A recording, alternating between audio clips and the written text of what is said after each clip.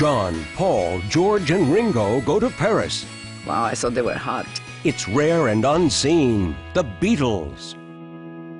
The owner of the Olympia, Bruno Cocatrix, was a very known figure in show business, and he wanted to put up a hot show with the hottest artists from France, from the States, and from England. So he took Trini Lopez from America, who had a huge hit at the time, worldwide, If I Had a Hammer.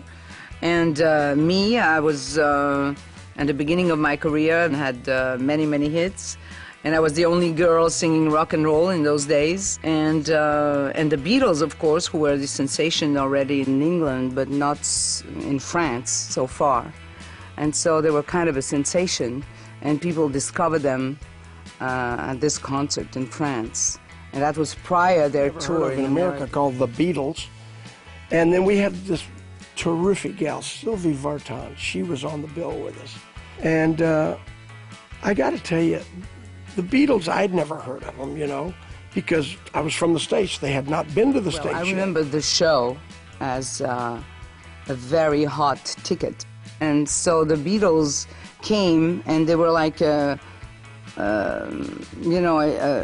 wave that came over Paris. I remember John was the one that appeared to me the wittiest, and he was always joking and posing and very friendly, and he was the one who was the most outgoing, from far as I remember. In front of the theater with La Olympia and the Beatles, Trini Lopez and Sylvie Vartan. It was just like a Broadway theater, 2,400 people.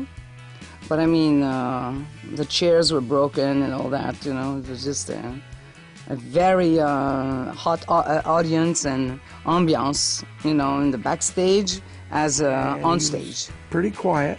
George, he was kind of more,